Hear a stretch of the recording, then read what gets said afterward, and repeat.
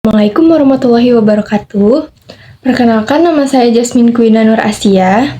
Nama saya Lintang Zahira Firda. Perkenalkan, nama saya Mutiara Adelia Putri. Nama saya Mezolana Fatur Rahman. Saya Victoria Lavida Subrajaya. Di sini kita akan menganalisis sistem informasi, yang dimana kita di sini menggunakan sistem informasi yaitu Shopee.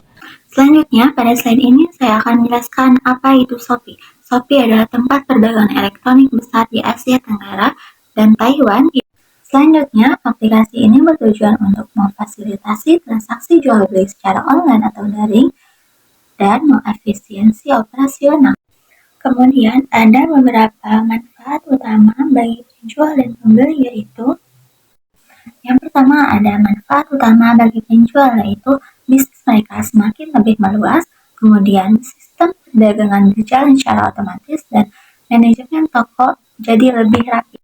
Yang kedua, ada manfaat utama bagi pembeli, yaitu pembeli tidak perlu keluar rumah dan kemungkinan besar pembeli akan mendapatkan diskon. Untuk penggunaannya, ada customer atau individu yang mencari produk untuk kebutuhan pribadi atau bisnis, biasanya Gen Z atau milenial, sampai di kalangan dewasa atau orang tua dengan mayoritas perempuan. Usia penggunanya paling dominan di usia 17-39 tahun. Kemudian ada merchant atau penjual. Biasanya individu UMKM atau merek ternama seperti Shopee Mall yang menjual produk mereka melalui Shopee. Variabel yang disimpan ada data pribadi, perilaku, dan transaksi. Untuk data pribadi ada nama lengkap, alamat email, nomor telepon, alamat pengiriman, KTP untuk Shopee Pay. Untuk data perilakunya ada riwayat pencarian produk yang dilihat, barang dalam keranjang, dan ulasan pengguna. Dan data transaksinya ada riwayat pesanan, informasi rekening bank atau kartu kredit, dan saldo Shopee Pay. Kemudian di sini untuk pengumpulan datanya, yang pertama pengumpulan data diinput langsung oleh penggunanya. Pertama, ada pendaftaran akun. Pengguna mengisi data diri seperti nama lengkap, email, nomor telepon, tanggal lahir, dan kata sandi. Yang kedua, melengkapi profil. Pengguna mengunggah foto profil, memasukkan alamat lengkap untuk pengiriman, dan menambahkan detail rekening bank atau kartu pembayaran. Yang keempat, berinteraksi. Penjual mengunggah deskripsi produk, harga, dan stok. Pembeli memberikan ulasan dan rating produk setelah transaksi selesai. Selanjutnya, saya akan menjelaskan pengumpulan data otomatis oleh sistem atau teknis. Shopee secara otomatis merekam data aktivitas pengguna seperti klik, pencarian, produk yang dilihat, dan barang di keranjang belanja. Sistem juga mengumpulkan informasi perangkat meliputi alamat IP, jenis sistem operasi, versi aplikasi, dan ID perangkat. Dengan izin pengguna, data lokasi GPS dikumpulkan untuk mendukung layanan pengiriman dan promo lokal. Selain itu, data tertentu dibagikan dan dikumpulkan melalui interaksi dengan pihak ketiga, seperti media sosial dan jasa pengiriman untuk keperluan validasi layanan. Selanjutnya ada pemanfaatan dari sisi customer. Yang pertama, pengiriman efisien. Data alamat yang akurat dapat memastikan paket Anda sampai tepat waktu. Yang kedua, rekomendasi yang relevan untuk merekomendasikan produk yang sesuai dengan minat pengguna, membuat belanja lebih menyenangkan dan menghemat waktu. Selanjutnya, pemanfaatan dari sisi merchant. Yang pertama, manajemen pesanan dan logistik. Penjual dapat mengakses data alamat, pengiriman, dan kontak pembeli untuk memproses pesanan dan memastikan barang sampai di tujuan. Yang kedua, analisis kinerja toko. Penjual dapat melihat data statistik tentang beberapa kali produk mereka dilihat, page views, berapa banyak yang memasukkan ke keranjang, dan tingkat konversi penjual. Ini membantu mereka mengoptimalkan strategi penjualan. Yang ketiga, komunikasi pelanggan. Riwayat chat dan pesanan memungkinkan penjual untuk berkomunikasi efektif dengan pembeli terkait status pesanan atau pertanyaan produk. Oke, selanjutnya di sini saya akan menjelaskan keuntungan dan kerugian ketika kita menggunakan Shopee. Yang pertama, sebagai customer atau pembeli tentunya mendapatkan banyak keuntungan juga, di mana kita dapat berbelanja dengan mudah tanpa harus keluar rumah dan dapat berbelanja dimanapun hanya dengan menggunakan aplikasi Shopee ini. Selain itu, produk yang kita beli di Shopee ini banyak banget promonya, diskon, cashback, dan juga banyak sekali pilihannya dari peralatan rumah tangga, makanan dan minuman, dan masih banyak lagi. Dan pada Shopee ini terdapat Shopee Mall yang menjamin keaslian produk. Tapi di samping keuntungan juga ada kerugian bagi pembeli yang dimana rentan terhadap perilaku konsumtif, yaitu terdorongnya diri kita untuk membeli barang karena kita melakukan berbelanja ini dengan mudah sekali. Jadi banyak tren-tren barang-barang baru, keluaran baru yang mendorong kita untuk membelinya atau bisa disebut dengan FOMO. Dan selanjutnya adanya risiko penipuan meskipun jarang, tapi tetap ada. Jadi kita harus lebih waspada lagi untuk melihat dan mengecek toko maupun deskripsi produknya. Dan beberapa produk juga dalam deskripsinya mungkin kurang menarik, jadi membuat kita tuh kurang minat untuk membelinya. Selanjutnya, yang kedua, sebagai merchant atau penjual juga ada keuntungan dan kerugiannya. Jadi keuntungannya yaitu akses pasarnya luas, di mana kita yang ada di satu daerah dapat menjual barang di berbagai daerah dan melakukan pengiriman ke berbagai daerah. Selanjutnya, manajemen toko terpusat, di mana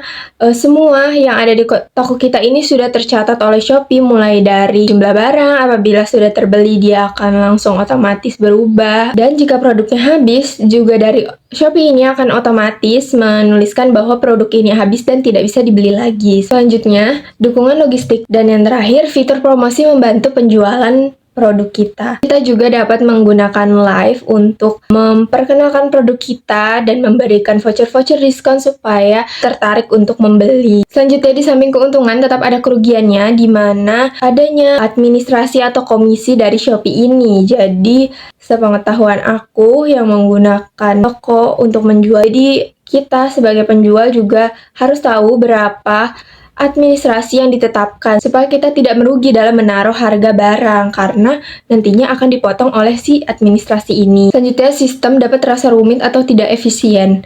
Nah, bagi aku yang pemula, saat aku nyoba daftar itu emang agak rumit untuk mengisi data-datanya karena kebetulan aku juga mengisinya sendiri, jadi aku hanya nyoba-nyoba aja tapi akhirnya bisa. Dan ya, mungkin untuk pemula harus didampingi oleh orang yang sudah mencoba dan sudah punya toko dan minta diarahkan. Oke, selanjutnya di sini ada view Shopee dari customer atau pembeli. Jadi yang pertama di sini ada tampilan toko di mana kita sebagai pembeli melihat toko penjual. Ada barang, jadi kita bisa scroll dan kita bisa lihat barang apa yang mau kita cari. Yang kedua, di sini ada tampilan profile kita. Jadi di icon kanan bawah itu kita bisa pencet dan itu ada profile kita. Kita bisa lihat aktivitas kita, barang apa yang kita sukai, barang apa yang sedang kita pesan, barang apa yang sudah dikirim, kita bisa mengontrolnya dari sini. Nah, yang ketiga, ini ada tampilan ketika kita melihat live Shopee dari toko-toko. Kita bisa lihatnya di tengah bawah yang ada icon tulisan live. Nah, di situ kita bisa scroll, ada banyak berbagai toko yang melakukan live. Selanjutnya di sini view sebagai merchant atau penjual. Yang pertama, ini ada gambar toko. Kita sebagai penjual melihat toko kita. Jadi di sini di paling bawah ada tulisan aturan dekorasi, di mana kita dapat menaruh flyer atau membuat profil kita semenarik mungkin. Di sini juga terdapat produk terlaris yang ada di toko kita dan menjadi top 1, top 2, dan selanjutnya. Kita juga dapat scroll dan lihat apa aja produk yang udah kita taruh, apa aja produk yang habis. Selanjutnya yang kedua, sama seperti pembeli, ini juga ada profile, tapi profile sebagai penjual. Nah, di sini kita dapat lihat juga bahwa di sini banyak icon. Salah satunya ada produk. Jadi kita dapat menambahkan produk baru kita di icon tersebut. Terus selanjutnya ada pesanan, kita juga dapat cek pesanan apa yang masuk dari toko kita dan apa yang harus kita kirim, dan masih banyak berbagai icon lain. Oke, selanjutnya yang terakhir di sini ada tampilan live ketika kita sebagai penjual melakukan Live. Nah, di sini di paling bawah terdapat banyak icon-icon. Kita dapat menambahkan produk, kita dapat menambahkan voucher, dan lain sebagainya. Jadi seperti itu perbedaan dari view customer dan view merchant. Nah, selanjutnya pada slide ini saya akan menjelaskan apakah Shopee itu termasuk aplikasi yang user friendly atau bukan. Shopee itu dianggap user friendly karena Shopee itu memudahkan penggunanya dalam seluruh proses pembelian, mulai dari pencarian produk sampai pembayaran. Yang pertama, navigasi intuitif. Desain dan menu pada Shopee itu sederhana dan tidak membingungkan, mudah dipahami, sehingga pengguna termasuk pengguna baru itu tidak kesulitan mencari fitur yang dibutuhkan. Kedua, ada transaksi. Proses transaksi yang cepat dengan berbagai pilihan metode pembayaran seperti transfer bank, dompet digital, dan cash on delivery. Hal ini memberikan fleksibilitas bagi customer sesuai preferensi masing-masing. Selanjutnya, Shopee juga memiliki fitur pencarian lengkap, dilengkapi dengan filter harga, kategori, dan penilaian produk, sehingga pengguna dapat mencari produk yang diinginkan secara lebih efisien. Dan terakhir, Shopee itu bersifat interaktif karena terjadi komunikasi dua arah antara customer dan merchant melalui fitur chat. Nah, fitur ini membantu pengguna untuk bertanya langsung mengenai produk sebelum memutuskan untuk membeli. Berdasarkan hal-hal tersebut, Shopee dapat dikatakan aplikasi yang user friendly karena berfokus pada kenyamanan dan kemudahan pengguna. Selanjutnya, meskipun Shopee itu aplikasi yang user friendly, tetap ada beberapa saran perbaikan agar pengalaman pengguna lebih optimal. Yang pertama adalah sediakan mode sederhana. Shopee dapat menambahkan opsi mode sederhana ini yang minimalis yang hanya menampilkan fitur belanja inti dan menghilangkan game dan video berjalan otomatis. Aplikasi akan terasa lebih ringan dan tidak membingungkan, terutama bagi pengguna yang hanya ingin fokus berbelanja. Yang kedua itu adalah mengurangi iklan yang bersifat mengganggu. Pop-up promo dan spanduk bergerak di halaman utama itu sebaiknya dikurangi agar pengguna dapat lebih fokus mencari produk tanpa harus terganggu dengan visual yang lain. Selanjutnya, Shopee juga dapat menerapkan kendali notifikasi yang lebih pintar. Misalnya dengan mempermudah pengaturan untuk mematikan notifikasi promo yang tidak relevan, serta menyediakan fitur tandai semua baca agar dan notifikasi tidak menumpuk. Dengan adanya saran-saran ini, diharapkan Shopee meningkatkan kenyamanan pengguna dan mempertahankan prinsip user friendly dalam sistem informasinya. Slide terakhir ini saya akan membahas mengenai keamanan data pengguna Shopee. Shopee itu menyimpan berbagai macam data pribadi pengguna seperti nama, nomor telepon, email, biaya transaksi, dan sebagainya. Dan data-data ini termasuk data yang sensitif. Dan jika terjadi kebocoran, pengguna berisiko menjadi korban pencurian identitas ataupun penipuan. Dan itu Shopee juga mengelola data keuangan pengguna karena metode pembayaran yang digunakan terhubung dengan rekening bank dan e-wallet.